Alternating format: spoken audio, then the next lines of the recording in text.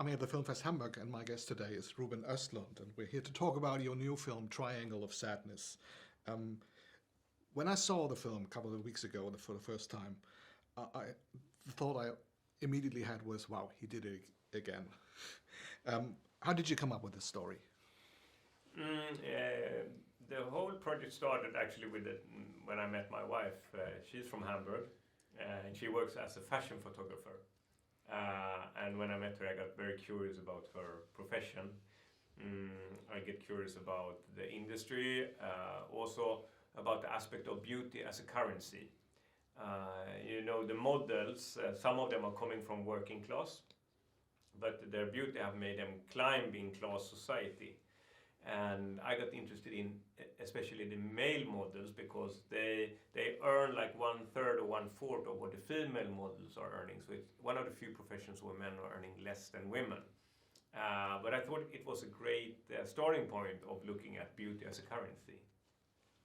You're addressing many things in the film, whether it's directly or just in between the lines. You point out how nasty people can be if they think they can get away with everything. Is this somewhat based on real observations? Yes, I think that the most nasty people are in the film is probably on the yacht. There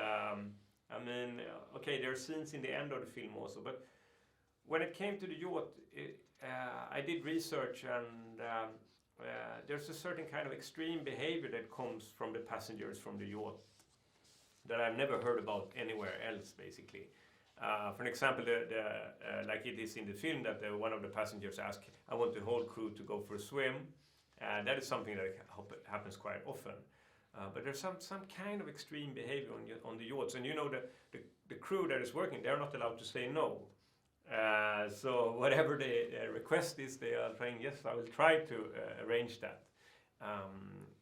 So there's basically nothing that is made up 100%. It's more than scenarios that comes from the research.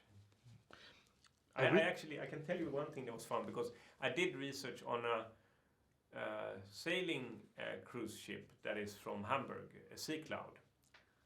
And it's a beautiful sailing ship, and it has, I think it's maybe 30 guests or something, like maybe it's a little bit more, and twice as many people working on the yacht. And it is like a 5-star hotel, basically, with very professional service all the time. So I did one of these trips in order to be able to write the film. Okay.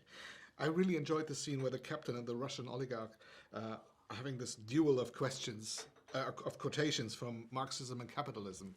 Mm-hmm. I've read that it is based on your mother and your brother. A little bit, yes. My mother became left-wing during the 60s movement, and she still considers herself a communist. She have always been interested in having political discussions at home. And my brother, he became a little bit more liberal, right-wing.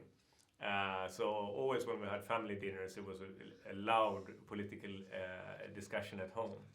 But it's also a little based on my upbringing in general. In the 70s and the 80s, we looked at the world from such a Western or Eastern perspective. And it was like almost these two ideologies were bashing their head against each other. And that's how we were navigating the world.